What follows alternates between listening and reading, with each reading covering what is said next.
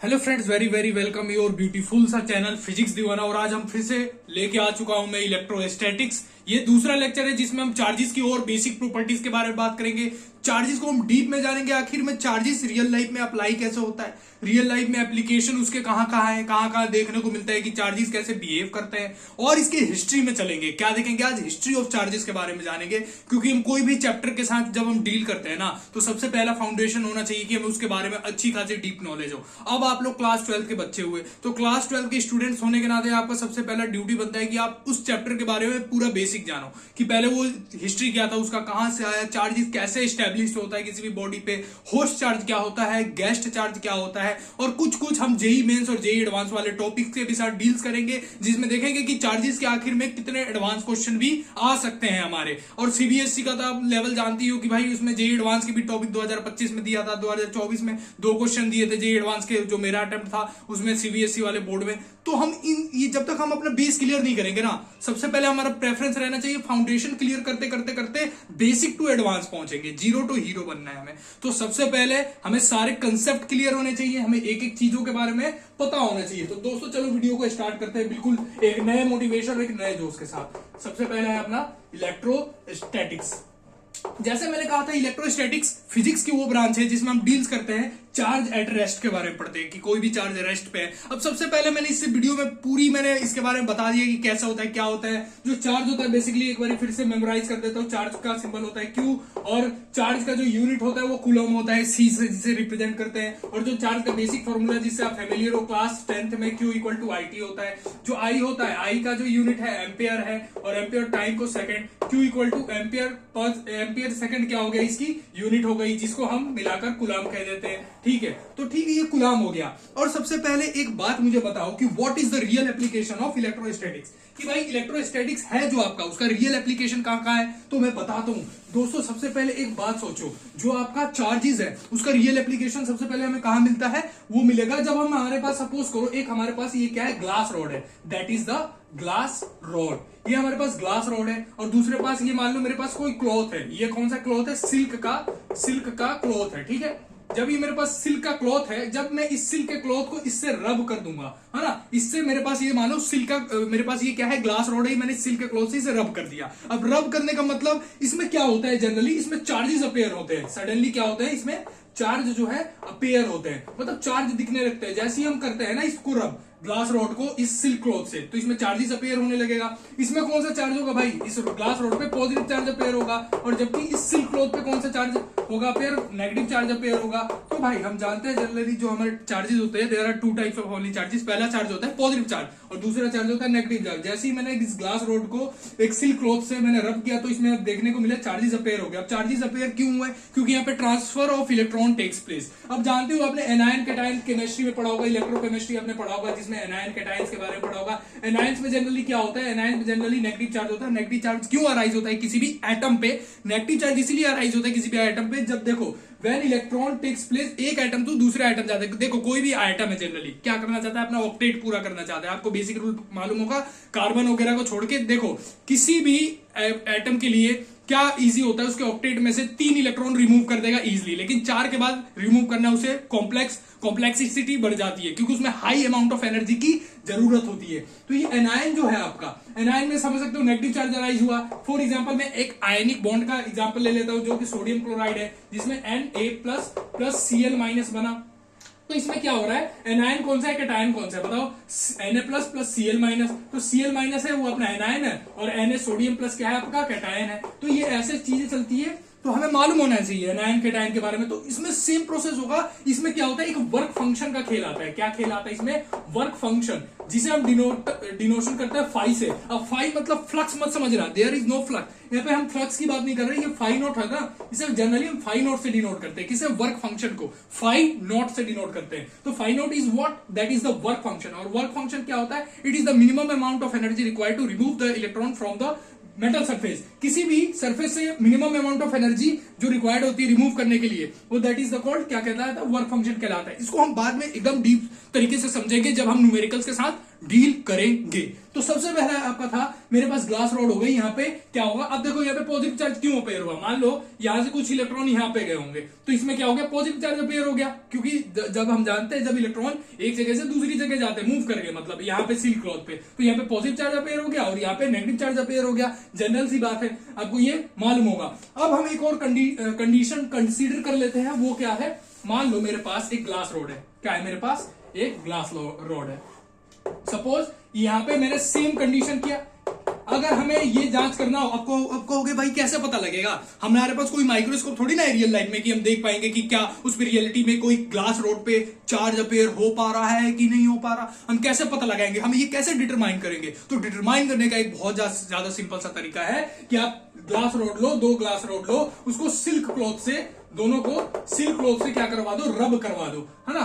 दोनों को जब हमने सिल्क क्लॉथ से रब करवाया तो हमें क्या कॉमन चीज मिलेगी कि इसे आप क्या कर दो, हैंग कर दो थ्रेड से, है ना, इसे थ्रेड से हैंग कर दो। जब आपने इसे हैंग कर दिया with the help of thread, तो आपने क्या देखा कि इन दोनों को पास लाओ, पास लाने पे क्या होगा, ये दोनों रिपेल करेंगे, है ना, क्या करेंगे, रिपेल करेंगे। तो रिपेल क्यों करें, ये रिपेल क्यों करें, ड्यू टू यहाँ पे क्या है, हमने कूलॉम्स लॉ की हेल्प से जानते हैं कि like charges repel each other, positive charge repel करेगा, नेगेटिव चार्ज रिपेल करेगा, पॉजिटिव नेगेटिव चार्ज अट्रैक्ट करेगा, unlike charges attract each other. That's why ये यहाँ पे रीजन था जिसके चलते ये दोनों ग्लास रॉड एक दूसरे को रिपेल कर रहे हैं, ठीक है। तो आपको ये मालूम होना चाहिए, बहुत ज्यादा बेसिक सा टर्म्स है जो कि आपको ये रिमेंबर होना चाहिए कि भाई हम रियल लाइफ में भी इसका एप्लीकेशन देख सकते हैं, रियल लाइफ में भी इसे हम फील कर सकते हैं। तो आपको फील आई, मान लो मेरे पास सपोज ये है, मेरे पास क्या है, एक ग्लास रॉड है, ठीक है, ये मेरे पास क्या है भाई, एक ग्लास रॉड है, और दूसरा ग्लास रॉड, यार 2 मिनट यहाँ पे तो कुछ मिल नहीं रहा, मान लो मेरे पास ये रहा दूसरा ग्लास रॉड, ये रहा, ठीक है। दोनों में मैंने क्या किया, सिल्क क्लॉथ से रब करवा दिया, दोनों का जैसे मैं हैंग करके थ्रेड से पास लाऊंगा यूं मतलब कुछ इनमें रिपल्सन मिलेगी, है ना, मुझे कुछ फील होगा कि इनके बीच में कुछ रिपल्सन जैसा फील हो रहा है, ठीक है। जैसे आप देखो 2 पोल होते हैं मैग्नेट्स में, 2 पोल होते हैं, आप जानते हैं, है ना, मैग्नेट्स मतलब डाइपोल होता है, मोनोपोल कभी भी मैग्नेट्स में एग्जिस्ट नहीं करता। तो नॉर्थ को जब भी पास लाऊंगा तो क्या उसमें कुछ हमें फील होता है, इन्फ्लुएंस फील होता है कि नहीं, उसमें कुछ मैग्नेटिक फोर्स लग रहा है ना, जो उसमें उन दोनों को क्या कर रहा है, रिपेल कर रहा है। क्या था वो भाई, like pole repel each other, हम मैग्नेट्स के केस में पढ़ते हैं। सेम वैसे ही हमारा कहीं ना कहीं इसमें भी कुछ कंसेप्ट अप्लाई होते हैं, तो हमें ये पहली बात मालूम होनी चाहिए, है ना। और उसके बाद अगर दूसरा अगर हम एग्जांपल ले लें, ठीक है, अगर एक आपका सबसे ज्यादा फेमस और एग्जांपल है, मान लो ये आपके पास कौन सा रॉड है, एबोनाइट रॉड। ये क्या है, एबोनाइट रॉड। अब एबोनाइट क्या रॉड हो, कौन सी रॉड होती है, हार्ड रबर की रॉड होती है। कौन सी, हार्ड रबर। हार्ड रबर की जो रॉड होती है ना, that is the called ebonite rod. Ebonite rod में मान लो मेरे पास फर था, अब फर भी एक क्लॉथ ही होता है जिसका हेल्प से हमने इसे रब कर दिया। हमने क्या किया, रब कर दिया। जैसे ही हम इसे रब करेंगे तो यहाँ पे वर्क फंक्शन का खेल होगा। वर्क फंक्शन में यहाँ पे एक और सबसे ज्यादा इंपॉर्टेंट चीज आता है जिसको आपको ध्यान में रखना चाहिए। यहाँ पे होता है फ्रिक्शनल इलेक्ट्रिसिटी। क्या होता है, फ्रिक्शनल इलेक्ट्रिसिटी। अब फ्रिक्शनल इलेक्ट्रिसिटी सेम होता है भाई। Frictional electricity, what do you mean by the frictional electricity? इसमें क्या होता है कि फ्रिक्शनल मतलब देखो हम फ्रिक्शन कर रहे हैं ना, फ्रिक्शन क्या हो रहा है, दो सरफेस को खींच रहे हैं तो यहाँ पे कुछ फ्रिक्शन लग रहा होगा। जैसे आप दोनों को हाथों को ऐसे ऐसे करो तो यहाँ पे कुछ देर बाद एकदम स्पीड में करोगे तो हीट फील होगी, है ना, हीट फील होगा, गर्म सा फील होगा, ठीक है। अब सर बैलून है, बैलून को सर पे ऐसे ऐसे करो, फिर यहाँ पे करो, ये चिपकेगा ना भाई, है ना, ये चिपकेगा ना। तो ये क्यों हो रहा है, यहाँ पे भी कुछ इलेक्ट्रॉन्स का टेक्स प्लेस हो रहा है एक जगह से दूसरी जगह। तो साफ सेम एग्जांपल यहाँ पे भी है। यहाँ पे कुछ फ्रिक्शनल इलेक्ट्रिसिटी का मतलब क्या है, यहाँ पे इलेक्ट्रॉन, है ना, इलेक्ट्रॉन क्या कर रहा है, एक एटम टू अनदर एटम जा रहा है। मतलब एक एटम से एक हमारे पास ये जो था, हमारे पास जो ऑब्जेक्ट था इधर से निकल के कहीं दूसरे ऑब्जेक्ट पे जा रहा है। अब एबोनाइट रोड के केस में, क्योंकि रबर रोड है, इस केस में डिफरेंट हो जाएगा। यहाँ पे नेगेटिव चार्ज आपको देखने को मिलेगा, there is the appearance of negative charge and there is the appearance of positive charge, ठीक है। तो आपको ये चीज मालूम होना चाहिए। इसमें वर्क फंक्शन का खेल हो जाता है कि हमारी इलेक्ट्रॉन कहां से कहां मूव करते हैं, high work function to low work function या low work function to high work function, ये हमें मालूम होना चाहिए। जब हम डिटेल वाली लेक्चर की बात करेंगे तो उसमें देखेंगे। ये मान लो एज आपका एक कंसेप्चुअल क्लास है जो आपको ये रियल लाइफ एप्लीकेशन बता रहा है कि कहां कहां कैसे कैसे इलेक्ट्रिक चार्जेस और हम न्यूमेरिकल्स देखने मिल सकते हैं। मान लो जेईई मेंस में कोई बच्चा गया, एडवांस में गया, है ना, एडवांस के कुछ क्वेश्चन एक ही बताऊंगा क्योंकि एडवांस को तो आप जानते हो हलवा है नहीं कि कोई कितने भी क्वेश्चन इधर करवा दो, नहीं भाई, उसमें टाइम लगता है और वो डिफिकल्टी लेवल भी बहुत ज्यादा टफ होती है, मुझे भी मालूम है, ठीक है भाई। तो सबसे पहली बात हमें इतना तो मालूम चल गया कि ये चीजें होता है। अब इलेक्ट्रोस्टैटिक में सबसे ज्यादा फेमस है, हम जानते हैं कि there is two types of charge, एक पॉजिटिव चार्ज होता है और एक नेगेटिव चार्ज होता है। इनकी बेसिक प्रॉपर्टीज के बारे में हम बढ़िया से फेमिलियर हो चुके हैं। अब सबसे पहली बात हम कूलॉम्स लॉ की बात करते हैं। किसकी बात करेंगे? Coulomb's law. और कूलॉम्स लॉ से पहले एक चीज आपसे मैं बात करना चाहता हूं, conservation of charge. Charge can neither be created nor be destroyed, but it can be transferred one body to the another body. That is the called conservation of charge. ये क्या हो जाता है? कंजर्वेशन ऑफ चार्ज हो जाता है। और conservation of charge की स्टैंडर्ड डेफिनेशन क्या होती है कि for an isolated system total charge is constant. इसका मैंने कुछ पीछे रिकैप करवाया था, याद करो। मैंने दो चीजों, एक सिस्टम लिया था, उसमें चार्जेस को पूरा कैलकुलेट किया था, जिसमें हमने बेसिक प्रॉपर्टी ऑफ चार्ज लगाई थी, जिसमें हमने देखा था एडिटिविटी नेचर का कैसे खेल होता है चार्ज में, कि चार्ज एक दूसरे से ऐड होना चाहती है, जो कि बेसिक प्रॉपर्टी थी।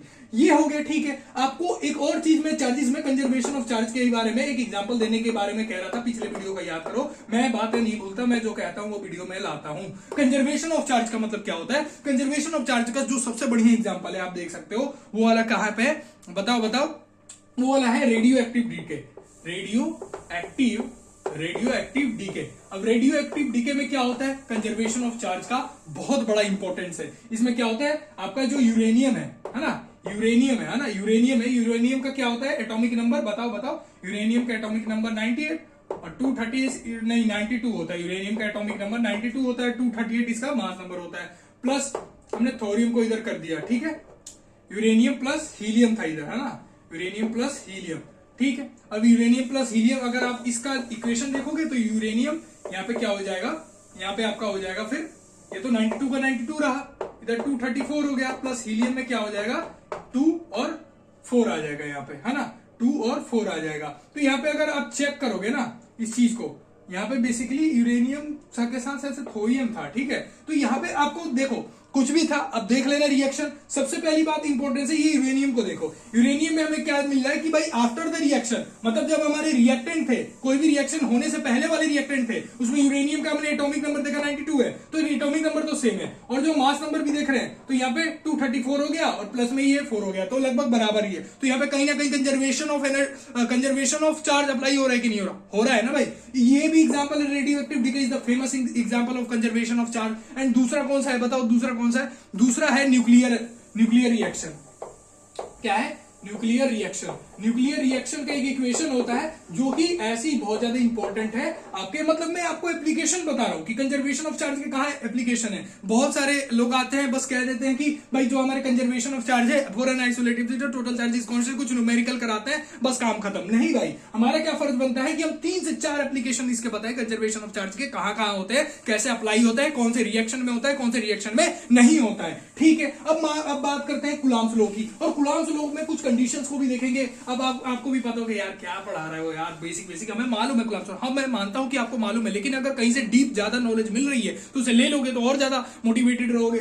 मान लो जैसे कूलॉम्स लॉ है 1785 में क्या हुआ था? कूलॉम्स लॉ आए थे भाई, कूलॉम्स ने अपना लॉ दिया था, कूलॉम्स लॉ। अब जानते हो कूलॉम्स लॉ क्या कहता है भाई, है ना, इसमें F equal to K Q1 Q2 by R square होता है, ठीक है। और कूलॉम्स लॉ देखो, कूलॉम्स लॉ में क्या होता है, जैसे हमें मालूम है फोर्स वगैरह क्या है, वेक्टर क्वांटिटी है। अगर इसे वेक्टर में रिप्रेजेंट किया जाए, किसे वेक्टर में रिप्रेजेंट किया जाए कूलॉम्स लॉ को, तो कैसे करोगे? F equal to K Q1 Q2 by R square और इधर R कैप। R कैप का मतलब दैट इज द, ये R कैप क्या है? ये अपना यूनिट वेक्टर है, that is the unit vector.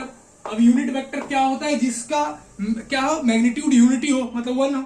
अब ये आर कैप क्या रिप्रेजेंट कर रहा है? डायरेक्शन को रिप्रेजेंट कर रहा है कि ये आई कैप में है, generally X axis, Z I J या के में है ना, एक्स वाई जेड कौन सा एक्सिस में मूव करती है, ये हमें सब मालूम है। लेकिन अब मैं बताना क्या चाहता हूं ये तो बताओ। हमने पढ़ा है जनरली कि जो हमारा कूलॉम्स लॉ है एप्लीकेबल होता है ओनली एप्लीकेबल फॉर, लिख लो, only applicable for 2 point charges. मतलब यहाँ पे ये लिख लो कि जो हमारा कूलॉम्स लॉ है ओनली एप्लीकेबल होता है पॉइंट चार्जेस के लिए। किसके लिए? पॉइंट चार्जेस के लिए। हम कभी भी ऐसा नहीं कहेंगे कि कूलॉम्स लॉ एप्लीकेबल है किसी बॉडी के लिए। Coulomb's law is never applicable for any body. Coulomb's law is only applicable for point charges. और point charges का मतलब मैं बताने वाला हूं. point charges का मतलब क्या होता है, हमारा टेस्ट चार्ज क्या होता है, उसके ऊपर भी एक वीडियो आएगी सेपरेट में जिसके हम चार्जेस के ऊपर देखेंगे कि point charge, test charge, host charge, guest charge, 4-5 charge को लेंगे, पूरा डिफरेंशिएट करेंगे, उसे बहुत अच्छे तरीके से समझेंगे कि आखिर में इनका मैथमेटिकल एक्सप्रेशन कैसे होता है, कैसे नहीं होता. वो वाली जनरली आपके लिए वीडियो ऑप्शनल रहेगा. अगर कोई एडवांस की तैयारी करना चाहता है, मेंस की तैयारी करना चाहता है, नीट की तैयारी करना चाहता है, तो वो बच्चा देख सकता है. ठीक है भाई. इतनी सब बातों के बाद हमारा जो सबसे ज्यादा मोस्ट इंपोर्टेंट पर्सपेक्टिव आ जाता है कि कुलम्ब्स लॉ में ये हुआ, वो हुआ. इसके बाद कि कुलम्ब्स लॉ एक ऐसा भी तो डिस्टेंस होगा जिसके बाद कुलम्ब्स लॉ एप्लीकेबल नहीं होता होगा. हाँ भाई, वो डिस्टेंस है 10 to 15 सेंटीमीटर, है ना. यदि लेस देन किसी का डिस्टेंस है ना, लेस देन 10 to 50 सेंटीमीटर अगर डिस्टेंस है किसी चीज का, किसी भी पॉइंट चार्जेस का, लेस देन 10 to 15 सेंटीमीटर नहीं होना चाहिए. अगर लेस देन इतना है तो where Coulomb's law is not applicable. ठीक है, वहां पे कुलम्ब्स लॉ कभी भी एप्लीकेबल नहीं हो सकता.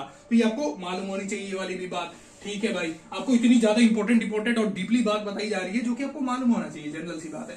कुलम्ब्स लॉ को देख लिया भाई, 2 पॉइंट चार्जिंग. और एक चीज लिखो, it obey the inverse square law. Inverse square law भाई, कुलम्ब्स लॉ है, इनवर्स स्क्वायर लॉ को फॉलो करता है. Coulomb's law is generally obey the inverse square law, है ना. Inverse square law which is analogous of gravitation inverse square law, है ना भाई, जो कि किसका एनालोगस है, ग्रेविटेशन के इनवर्स स्क्वायर लॉ का क्या है, एनालोगस है. आपको मालूम होना चाहिए. आपको जब तक ये मालूम नहीं है कि ग्रेविटेशन में भी वो भी इनवर्स स्क्वायर लॉ को फॉलो करता है, एज वेल एज जो हमारा कुलम्ब्स लॉ है वो भी इनवर्स स्क्वायर लॉ को फॉलो करता है. तो that is the one of the most important point which have you must remember that. ठीक है, ये आपका हो गया कुलम्ब्स लॉ भाई. कुलम्ब्स लॉ के ऊपर हम इतना ही चर्चा करने वाले थे. ठीक है भाई, जैसे ही कुलम्ब्स लॉ होता है, और कुलम्ब्स लॉ के साथ साथ हमारा एक और बहुत ज्यादा one of the most important point होता है कि सबसे पहले हम जानते हैं जो हमारे पास चीजें होती है, एक होता है कंडक्टर.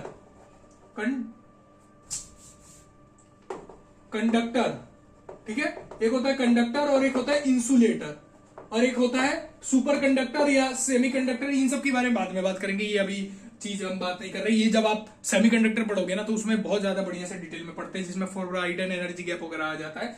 सबसे पहले हम कंडक्टर की बात करते हैं. अब कंडक्टर क्या होता है, जिसके अंदर से इलेक्ट्रिसिटी और हीट पास हो जाए, है ना. It can easily pass the electricity as well as क्या चीज, हीट, है ना. मान लो मैंने जैसे आपको एग्जांपल दिया, चाय गर्म कर रहे हो, चाय गर्म करोगे पीछे पकड़ हाथ जल जाएगा. या कोई मान लो आपके पास ग्रेफाइट वाली पेंसिल है, graphite is the good conductor of electricity, जिससे आपको झटका लग सकता है. तो ये सब आपको मालूम है कंडक्टर. ये तो बेसिक चीज है जो कि आप 7th 8th 9th 10th इन सब में पढ़ रखा है, मुझे बताने की कोई जरूरत नहीं है. इसका थोड़ा हिस्ट्री की बात करते हैं कंडक्टर का. एक साइंटिस्ट हुए थे, मतलब गैल्बर्ट नाम के साइंटिस्ट हुए थे. कौन से नाम के, गैल्बर्ट नाम के साइंटिस्ट हुए थे. गिलबर्ट था यार उनका नाम, गिलबर्ट नाम के साइंटिस्ट थे. उन्होंने जनरली क्या किया था कि पुराने जमाने की बात कर लूं कि उन्हें कैसे पता लगा था कंडक्टर, इंसुलेटर, इन सब के बारे में. पहले इन्हें कंडक्टर, इंसुलेटर को इन सबको इन नाम से नहीं जाना जाता था. पहले एक एम्बर होता था. आप कहोगे भाई एम्बर क्या है यार, एम्बर भी एक चीज होता है, ठीक है ना. आजकल हम उसे दूसरे नाम से जानते हैं. मान लो एम्बर होता था पहले. इस सबको बताऊं क्या कहा जाता, कंडक्टर वगैरह को इलेक्ट्रिक्स कहा जाता था. इसे इलेक्ट्रिक्स कहा जाता था. कंडक्टर को पहले के जमाने में जब इसे हमने नेम नहीं दिया था तो इसे इलेक्ट्रिक्स कहा जाता था. और इंसुलेटर को क्या कहा जाता था, नॉन इलेक्ट्रिक्स.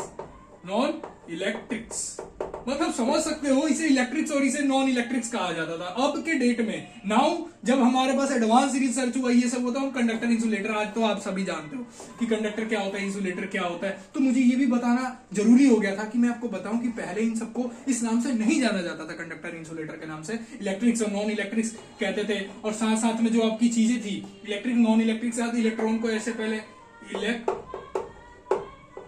ऐसे कहा, ऐसे भी इन्हें पहले रिप्रेजेंट किया जाता था. आपको मालूम है जैसे जैसे साइंटिस्ट आते जाते हैं, अपना अपना थ्योरी देते हैं, कंसेप्ट देते हैं, कुछ चीजें साइंस कम्युनिटी में बात होती है, फिर रिसर्च जैसे जैसे एडवांस होते जाता है, वैसे वैसे हमारा परसेप्शन भी बदलता जाता है और कुछ कुछ चीजें एड ऑन भी होती जाती है। पीरियोडिक टेबल की बात करता हूँ, 118 एलिमेंट जैसे नोन थे, अभी 125 प्लस एलिमेंट हो गए। तो हमें मालूम है ना भाई, जैसे जैसे एडवांसमेंट ऑफ टेक्नोलॉजी हो रही है, हमें जितना ज्यादा रिसर्च फील्ड में हम लोग आगे बढ़ रहे हैं तो उसमें चीजों को ऐड करते जा रहे हैं। तो ये होता है चीज भी, है ना भाई। तो हमें ये सब भी चीज बहुत ज्यादा one of the most important point है जो कि हमें रिमेंबर रखना है। ठीक है भाई। और दूसरी बात मैं आपसे एक चीज करना चाहता हूं कि भाई जो आपका मैंने कहा है charge only on applicable for point charges, sorry Coulomb's law only on applicable for point charges. अब देखो यहाँ पे कोई आपने ये बहुत ज्यादा इंपॉर्टेंट है, जो सबसे ज्यादा सवाल पूछा जाता है, calculation of electric field. Electric field किसका कैलकुलेशन करना है? हमें इलेक्ट्रिक फील्ड का कैलकुलेशन करना है। सबसे पहले दिमाग में जो हमारा सवाल आएगा, हाउ मेनी टाइप्स ऑफ, मतलब how many method to calculate electric field, मतलब कितने मेथड है हमारे पास, हाउ मेनी मेथड्स। तो पहले तो दिमाग में ये क्वेश्चन आएगा कितने मेथड है, तो मेथड के नाम लिखो। सबसे पहला मेथड कौन सा है? पहले हमारे पास मेथड है गॉस लॉ। गॉस लॉ क्या होता है क्या नहीं होता है ये टेंशन मतलब, ये मैं अब कराऊंगा, बहुत तगड़े तरीके से कराऊंगा गॉस लॉ। इसके कुछ कंडीशन बताऊंगा कि किस कंडीशन में गॉस लॉ एप्लीकेबल है, किस कंडीशन में गॉस लॉ एप्लीकेबल नहीं है। गॉसियन सरफेस क्या होता है, गॉसियन सरफेस क्या नहीं होता, ग्रिफिथ कौन साइंटिस्ट था, ग्रिफिथ की धारणाएं क्या थी गॉस लॉ के बारे में, उसके बारे में भी हम डिटेल में बात। गॉस लॉ आएगा, बहुत तगड़ा धांसू टॉपिक है। इससे पहले हम फ्लक्स की बात करेंगे गॉस लॉ से पहले। जब तक आप फ्लक्स नहीं समझोगे गॉस लॉ नहीं समझ सकते। ठीक है, तो गॉस लॉ हो गया। अब हमें यह भी मालूम होना चाहिए कि अगर मान लो गॉस लॉ हम एप्लीकेबल भी नहीं करें, सबसे ज्यादा मैक्सिमम बच्चे क्या करते हैं, गॉस लॉ एप्लीकेबल कर देते हैं, खुश रहते हैं। नहीं भाई, हम गॉस लॉ के बिना भी इलेक्ट्रिक फील्ड डिटरमाइन कर सकते हैं। कैसे? कूलम्ब्स लॉ की हेल्प से, कूलम्ब्स लॉ की हेल्प से कर सकते हैं। और कुछ हमारे पास और कुछ ट्रिक्स है। अब बेसिकली ट्रिक्स नहीं करेंगे, बेसिकली ये भी फॉर्मूलेज ही होते हैं। ठीक है, इन्हें ट्रिक मत कहा करो, ट्रिक थोड़ा साइंटिफिक वर्ड नहीं रखता, हम साइंस के स्टूडेंट हैं तो हम ट्रिक नहीं कहेंगे इसे। ठीक है, कुछ हमारे पास फॉर्मूलेज हैं जिनके हेल्प से हम इलेक्ट्रिक फील्ड फाइंड कर सकते हैं। फॉर एग्जांपल हमारे पास एक फॉर्मूला आता है, इलेक्ट्रिक फील्ड इक्वल टू के क्यू टोटल। ठीक है, K Q total A square plus x square 3/2, के क्यू टोटल एक्स बाय ए स्क्वायर प्लस ए स्क्वायर 3/2, ए स्क्वायर प्लस एक्स स्क्वायर 3/2। अब इसमें इलेक्ट्रिक फील्ड के क्या है, क्यू टोटल का मतलब क्या है, एक्स का मतलब क्या है, ए का मतलब ये, सबके ऊपर धीरे धीरे चर्चा करेंगे। और हम साथ में एक और मेरे पास फॉर्मूला है जिसको आपको करवाऊंगा मैं, E इक्वल टू के क्यू टोटल RCM बाय ए स्क्वायर प्लस एक्स स्क्वायर 3/2। एक ये वाला फॉर्मूला है, ठीक है, जो आपको मालूम होना चाहिए, वो मैं करवाऊंगा, टेंशन मत लो। तो ये सब चीजें मालूम होनी चाहिए। इलेक्ट्रिक फील्ड के बारे में पढ़ेंगे, इन सबको पढ़ने से पहले हमें कुछ चार्जेस के बारे में और डीप में जानना पड़ेगा। फॉर एग्जांपल होस्ट चार्ज क्या होता है, गेस्ट चार्ज क्या होता है। तो सबसे पहले हम लोग बात कर देते हैं होस्ट चार्ज और गेस्ट चार्ज के बारे में। क्या बात करेंगे हम लोग, होस्ट चार्ज क्या होता है और गेस्ट चार्ज क्या होता है। लिख लो, टॉपिक डाल दो, होस्ट चार्ज, ये मिटाओ यार यहाँ पे, होस्ट चार्ज, और इधर GUEST guest charge. Host charge के बारे में बात कर लेते हैं और गेस्ट चार्ज के बारे में बात कर लेते हैं। होस्ट चार्ज क्या है, किंग की तरह मानो, ये किंग है। क्या है, host charge is a king. Host charge एक किंग है जो कि राज कर रहा है, जिसके इन्फ्लुएंस में इलेक्ट्रिक फील्ड पैदा हो रही है और जिसके इन्फ्लुएंस में potential field electric potential field बन रहा है। तो जो हमारा होस्ट चार्ज है, बेसिकली मान लो ये अपना इन्फ्लुएंस तगड़ा वाला इधर क्रिएट कर रहा है। कौन कर रहा है, होस्ट चार्ज कर रहा है। तो जी ये होस्ट चार्ज है आपका, दो तरीके के फील्ड बना रहा है मैंने कहा। और ये आपका गेस्ट चार्ज है। होस्ट चार्ज हमारा दो तरीके के फील्ड बना रहा है, पहला है स्केलर फील्ड, है ना, पहला कौन सा फील्ड हो गया, स्केलर फील्ड। और दूसरा जो फील्ड हो गया वो हो गया आपका वेक्टर फील्ड। वेक्टर फील्ड हो गया दूसरा, पहला हो गया स्केलर फील्ड। स्केलर फील्ड के हेल्प से जो आपका फील्ड यहाँ पे बन रहा है, आपका पोटेंशियल फील्ड मालूम होगा, पोटेंशियल फील्ड बन गया भाई, पोटेंशियल फील्ड। और यहाँ पे जो आपका वेक्टर फील्ड के हेल्प से बन रहा है वो इलेक्ट्रिक फील्ड हो गया, इलेक्ट्रिक फील्ड। इसका मतलब जो इन्फ्लुएंस किसकी ज्यादा हो रही है, यहाँ पे हमें होस्ट चार्ज की इन्फ्लुएंस दिखाई दे रही है। गेस्ट चार्ज तो भाई अपने गेस्ट नाम ही है गेस्ट, ये तो मेहमान है। मेहमान जब आ रहा है किसी घर में तो उसे खाना खिलाना वगैरह, उसके लिए पहले से क्या क्या उसका पसंदीदा चीज है, क्या नहीं है, मिठाई आएगा तो क्या उसके लिए लानी है, चाय वाय बनाना है, तो हम सब देखेंगे ना भाई। तो ऐसे ही होस्ट चार्ज कर रहा है, अपना देख रेख कर रहा है चीजों को, और उसके पास हर चीज है, पहले से स्टॉक है, स्ट्रोक है, जैसे हम भी किसी गेस्ट के आने से पहले स्ट्रोक रख लेते हैं, लेकिन इसके पास परमानेंट स्ट्रोक रहता है, ठीक है। तो वही है, इसके पास मान लो स्केलर फील्ड हो गया, वेक्टर फील्ड हो गया, जो पोटेंशियल फील्ड, इलेक्ट्रिक फील्ड। अब मान लो कुछ गेस्ट चार्ज है, जैसे ही होस्ट चार्ज के पास आएगा तो कुछ वर्क डन होगा। वर्क डन क्यों होगा? क्योंकि इसके इन्फ्लुएंस में कहीं ना कहीं कुछ मतलब कुछ वर्क, मतलब ये कुछ मूव करेगा ना भाई। हाँ, तो जैसे ही मूव करेगा तो एक बात बताओ मुझे, कुछ वर्क डन नहीं होगा? हाँ भाई, वर्क डन होना है। तो वर्क डन किसके बराबर होता है, एक बात बताओ, वर्क डन किसके बराबर होता है? तो जो V equal to W by Q आपका एक फॉर्मूला आ जाता है, जिसमें आप इसको डेल्टा V मान सकते हो। तो W इक्वल टू क्या कर सकते हो, V initial minus V final, और यहाँ पे Q कर सकते हो, that is the formula of work done. बताओ कितना सिंपल हो गया। मतलब जो चीज हमें मालूम होना चाहिए, किसी भी चीज को हम कॉन्सेप्ट से जब तक नहीं समझेंगे तब तक वो क्लियरिटी कभी भी नहीं मिल सकता। फिजिक्स के केस में, फिजिक्स के केस में कभी भी क्लियरिटी नहीं मिलता, क्योंकि केमिस्ट्री ये तो है नहीं कि आपको रटवा दिए सिंपल कुछ स्ट्रक्चर बना के बता दी। इसमें रियल लाइफ थोड़ा इमेजिनेशन का खेल होता है। Charges is nothing, that is the bast only on imagination, है ना। चार्जेस में जिसका जितना बढ़िया इमेजिनेशन है, जो जितना अच्छा सोच सकता है, उतनी ही वो बच्चा आगे बढ़ जाता है चार्जेस के केस में। ठीक है भाई, आपका ये हुआ, ये नहीं हुआ, आपको मालूम होना चाहिए पोटेंशियल फील्ड क्या होता है, ये फील्ड क्या होता है, वो फील्ड क्या होता है। अब मान लो कि अगर मैं कूलम्ब्स लॉ का आपको एक क्वेश्चन दे देता हूं, क्या दे देता हूं आपको एक क्वेश्चन, किसका, कूलम्ब्स लॉ पे, कूलम्ब्स लॉ पे मैंने आपको एक क्वेश्चन दे दिया। सपोज मान लो यहाँ पे आपका Q1 चार्ज है और यहाँ पे आपका Q2 चार्ज है। अब इस Q1 को मैंने एक बक्से में बंद कर दिया, एक बॉक्स में बंद कर दिया, तो मैं कहूंगा कि क्या यहां पे कुछ फोर्स जो अप्लाई होगा Q1 पे और जो Q2 पे, यहां पे कुछ डिफरेंसेस आएंगे? बताओ, कुछ डिफरेंस आएंगे? तो आंसर है यहां पे कभी भी कोई डिफरेंस नहीं आता। जेई एडवांस ने एक बार गलती किया था अपने क्वेश्चन देने में, एग्जाम के क्वेश्चन पेपर में उसने गलती कर दिया था कि उसने लिखा था कि बताओ कितना आएगा दोनों में डिफरेंस, जबकि इसमें कोई भी, तो बहुत सारे टीचर्स हमारे सर हैं, बहुत सारे महान टीचर्स, जिन्होंने उस चीज के खिलाफ आवाज उठाई थी कि भाई वो गलत क्वेश्चन है। तो उन्होंने क्या करा था, Q1 चार्ज है और यहाँ पे Q2 चार्ज है, ठीक है।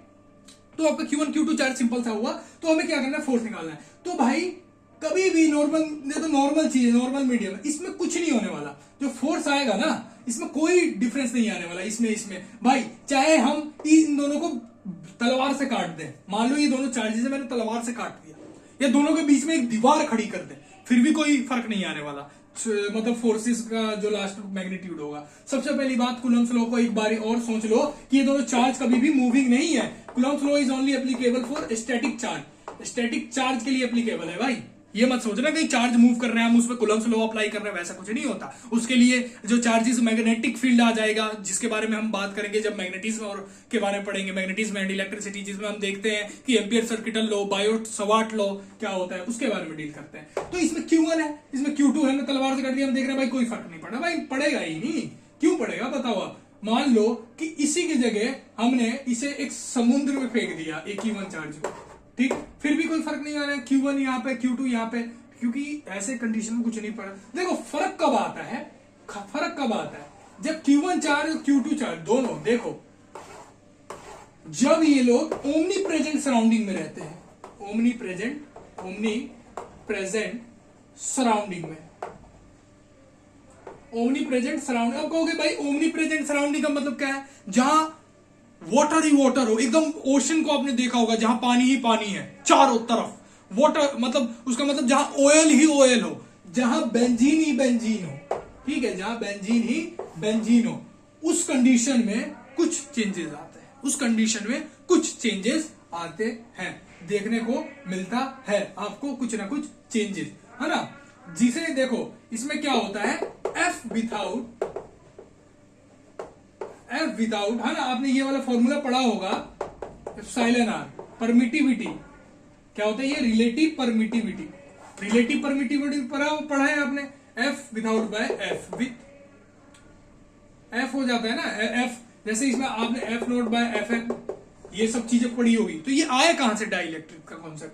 तो आपको कॉन्सेप्ट समझने के लिए ये पूरी सिचुएशन समझनी पड़ेगी जो मैंने समझाया है, कि मतलब चार्जेस पर कोई इंपैक्ट कब नहीं आता, क्यों नहीं आता। भाई हमारा स्टैटिक चार्ज में एप्लीकेबल होता है बेंजीन, ओमनी प्रेजेंट सराउंडिंग क्या होता है, ओमनी प्रेजेंट सराउंडिंग क्या नहीं होता है, ठीक है भाई, आप ये समझे, बहुत गुड। उसके बाद हम लोग इलेक्ट्रिक फील्ड का अगर हम निकालना चाहते हैं, डिटरमाइन करना चाहते हैं, how to determine electric field, वो भी हम लोग कर लेते हैं, कोई दिक्कत नहीं है भाई। अब इलेक्ट्रिक फील्ड वाला कुछ क्वेश्चंस के बारे में डील करते हैं, लेकिन उस क्वेश्चन से पहले आपको निकालना है electric field due to point charge. एक पॉइंट चार्ज की वजह से इलेक्ट्रिक फील्ड कितना क्रिएट होता है। ये बहुत ज्यादा बेसिक सा बच्चों वाला सवाल है। देखो यहाँ पे क्यू है, Q that is the your point charge, और यहाँ पे पी पे हमें इलेक्ट्रिक फील्ड निकालनी है। ये रेडियस आर हो गया, तो ई इक्वल टू क्या होता है K Q by R square. P पे कितना आ गया electric field, K Q by R square आ गया due to point charge, single point charge. ठीक है भाई, आपका ये हुआ। इसके बाद जो आपका मेन इंपॉर्टेंट फाइंड होता है इलेक्ट्रिक फील्ड की डायरेक्शन कैसे। पहला होता है यदि हमारा चार्ज जो है ना, जो चार्ज है वो पॉजिटिव हुआ तो क्या होगा, ये अवे फ्रॉम इलेक्ट्रिक फील्ड इसका डायरेक्शन हुआ इलेक्ट्रिक फील्ड, और ये नेगेटिव हुआ तो टुवर्ड्स द इलेक्ट्रिक फील्ड। तो ये आपको मालूम होना चाहिए ये वाला कंसेप्ट, है ना। जब तक हमें ये कंसेप्ट नहीं मालूम है तब तक हम जो नेक्स्ट क्वेश्चन है उसके साथ नहीं डील कर सकते। और बताइए सर क्या हाल है आपके। आपने देखा होगा जनरली कि पॉजिटिव चार्ज है, अगर पॉजिटिव नेगेटिव चार्जेस को एक और तरीके से आपको समझना है तो आप ऐसे समझ सकते हैं कि मान लो क्या कि दोनों को मैंने कहा कि कोई फर्क नहीं पड़ता, आप बक्से में डाल दोगे कि किसी में डाल दोगे। अब मान लो आपने बक्से में डालना है स्टार्ट कर दिया, किसी भी चार्ज को अगर बक्से में डाल रहे हो तब भी, अबे मानो यार तुम्हारी कोई महिला, मतलब तुम्हारी कोई दोस्त है, कौन, एक लड़की कोई तुम्हारी दोस्त है। मान लो कोई लड़की जब तुम्हारी दोस्त है, मान लो पक्के मित्र बन गए आप लोग, क्या बन गए, पक्के मित्र बन गए। तो पक्के मित्र बन गए तो ऐसा थोड़ी ना होगा कि कभी बात हो रही है नहीं हो रही है, मजाक कर रहे हो, मजाक नहीं कर रहा भाई। मान लो आपका दोस्त बन गई ना भाई, तो दोस्त बनने के बाद क्या होगा, बात तो होता रहेगा। तो ऐसा नहीं है ना है कि कोई भी मतलब कि वो कहीं मतलब आपके बस जब आप कहीं रूम में बैठे हो तभी बात होगी, या जब आप क्लास में बैठे हो तभी बात होगी, नहीं। आप तो कहीं भी जाओ, कहीं और जाओ, तो क्या पता वो किसी चैप्टर फिजिक्स का कुछ डाउट है पूछने के लिए कॉल कर दे। है सर फिजिक्स का डाउट क्यों कह रहे हो यार, किसी और चीज का एग्जांपल दो भाई। क्यों, पढ़ाई पर ध्यान दो, ठीक है, मजाक पे नहीं। तो सबसे पहली बात मैं कर रहा था कोई दिक्कत नहीं है। ये क्या बना रहा हूं भाई, ये क्या बना रहा हूं मैं, सर आपने तो बेंजीन बना दिया। अरे भाई बेंजीन नहीं है यार, केमिस्ट्री वाले यार, भाई साहब केमिस्ट्री क्यों, ऑर्गेनिक केमिस्ट्री नहीं पढ़ा रहा मैं। ये सिंपल सा क्या साइक्लोहेक्सेन बना दिया मैंने, डबल बॉन्ड नहीं लगाया। अरे नहीं भाई, नहीं वो सब चीज नहीं बना रहा मैं। यहाँ पे प्लस क्यू का चार्ज है, यहाँ पे प्लस क्यू का चार्ज है, यहाँ पे प्लस क्यू का चार्ज है, यहाँ पे प्लस क्यू का चार्ज है, यहाँ पे भी प्लस क्यू का चार्ज है। अब मान लेते हैं हमारे पास एक पॉलीगन है, दैट इज कॉल्ड पॉलीगन। अरे मैथमेटिक्स भाषा में बात करो जी, हमें केमिस्ट्री भाषा में नहीं चाहिए। साइक्लोहेक्सेन बोल रहे हो, कोई बेंजीन बोल रहा है, हमें आती है फिजिक्स और मैथमेटिक्स। तो फिजिक्स मैथमेटिक्स के केस में आप लोग इसके बारे में बात करोगे तो ज्यादा सुटेबल होगा कि पॉलीगन शेप है। अब पॉलीगन शेप में हम देख रहे हैं यहाँ पे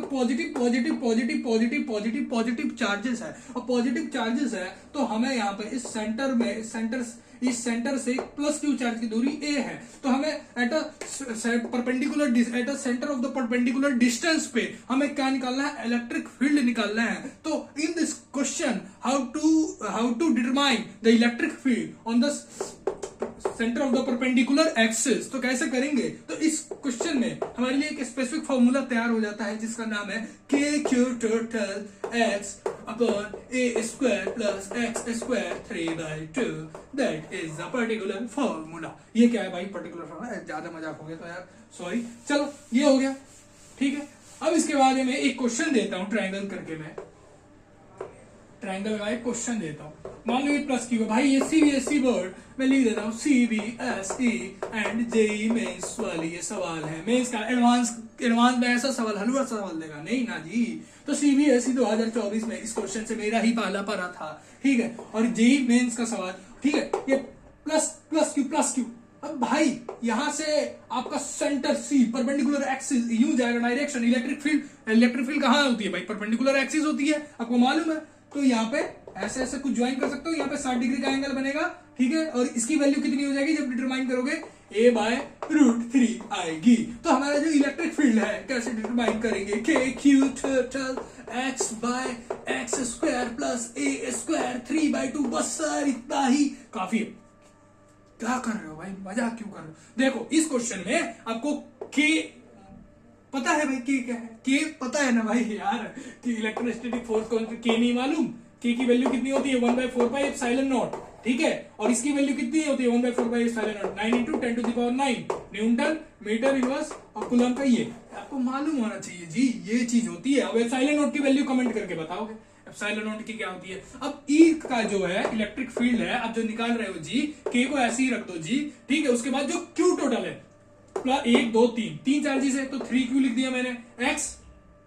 एक्स को मैंने ऐसे ही रखा एक्स, फिर उसके बाद x² और a की जब वैल्यू की बात करेंगे तो हमने निकाल लिया है पहले से ही जी, तो इसको हम स्क्वायर ब्रैकेट में कर देते हैं क्योंकि अंदर एक ब्रैकेट आने वाला है जी, ठीक है। a/√3 का स्क्वायर और यहाँ पे 3/2 that is the electric field. समझे आप जी कि ऐसे चीज होते हैं, ये जेईई मेंस में आ सकता है आपके, ठीक है। जेईई मेंस में देखा भी गया है शायद से ये ऐसे वाले क्वेश्चन। तो सबसे पहले आपको करने का तरीका क्या है वो देख लिया आपने, ठीक है भाई। अगर मैं अभी तो चार्ज को मैं तो सेम ले रहा हूं ना, अपने दोनों क्वेश्चन में देखा भाई कि मैंने चार्जेस को सेम लिया।